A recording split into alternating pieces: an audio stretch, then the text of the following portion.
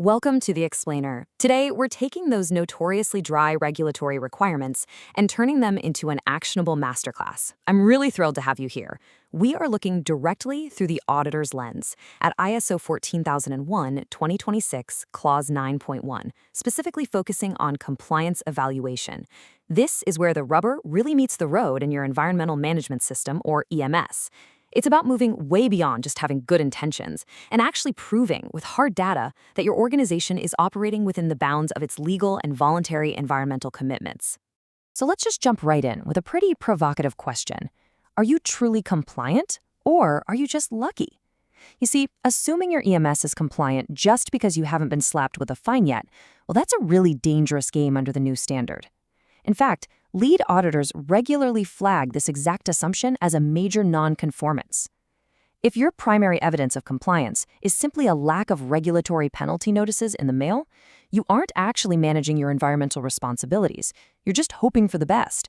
And ISO 14001, it demands a lot more than hope. All right, here's our roadmap for this explainer. We'll cover the Clause 9.1 mandate, identifying your legal obligations, setting evaluation frequency, documenting compliance evidence, and finally avoiding those common audit pitfalls. Let's get into it. Okay, kicking things off with Section 1, the Clause 9.1 mandate, moving beyond assumptions. You know, the new standard really forces a massive paradigm shift here. It's out with the old, in with the new. You absolutely cannot rely on reactive checks anymore.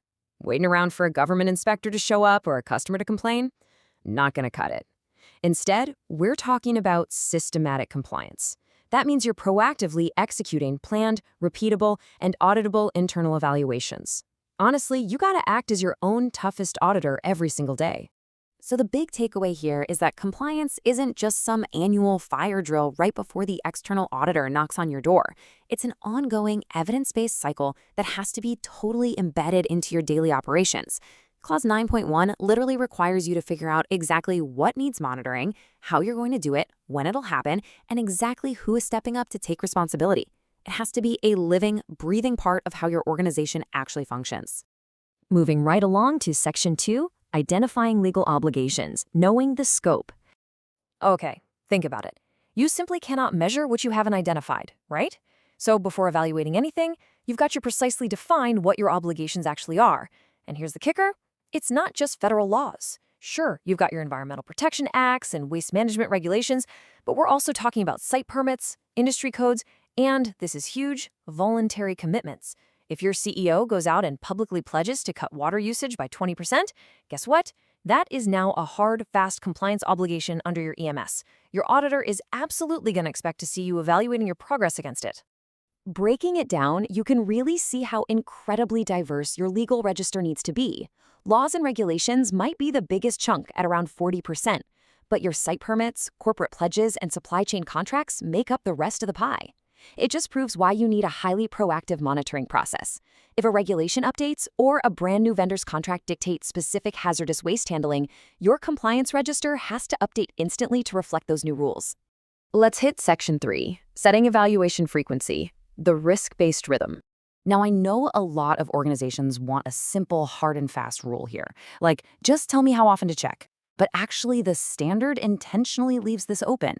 It doesn't prescribe a specific frequency, which is great because it gives you the power to set the schedule. But, and it's a big but, you have to logically justify that rhythm based on your own specific risk exposure, your operational complexity, and what the regulators expect from you. To put that into perspective, this is the risk-based approach in action. Take a high-risk chemical manufacturing plant dealing with volatile compounds.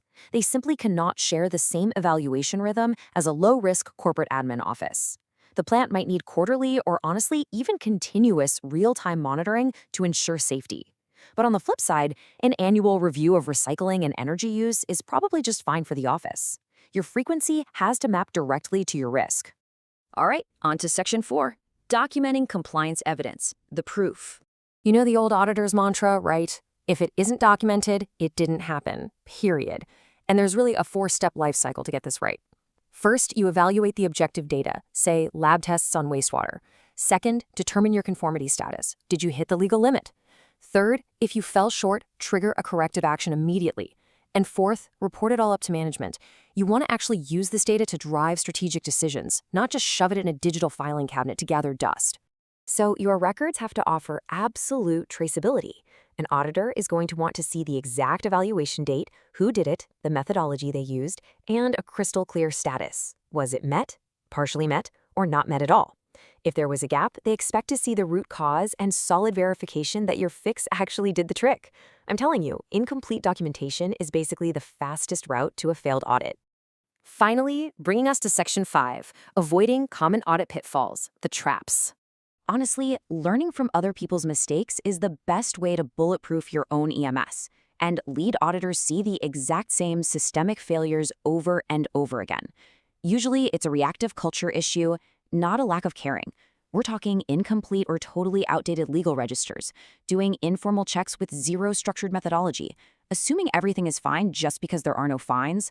Oh, and the classic, completely failing to verify if corrective auctions actually solve the root problem.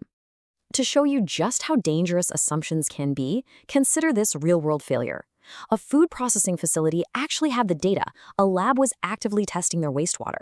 But they weren't bothering to cross-check that data against their actual permit limits. Because nobody was complaining, they just assumed they were in the clear. Well, when the auditor dug into the numbers, boom, excessive discharge levels that had been totally ignored. You've got to actively review your data against your legal limits, or you are setting yourself up for a massive audit failure and real environmental damage. So, as we wrap up this explainer, I want to leave you with a question to really chew on. If an auditor walked into your facility right now, today, what hidden compliance gaps would your EMS totally fail to catch? Are your evaluations genuinely, systematic, risk-based, and fully documented? Use the insights we've talked about today to ensure your evaluations are as rigorous as an external auditor's. By turning compliance from a periodic chore into a continuous, data-driven engine, you're not just going to pass your audits. You're genuinely protecting the environment and your organization's future. Thanks for hanging out with me for this explainer, and keep learning.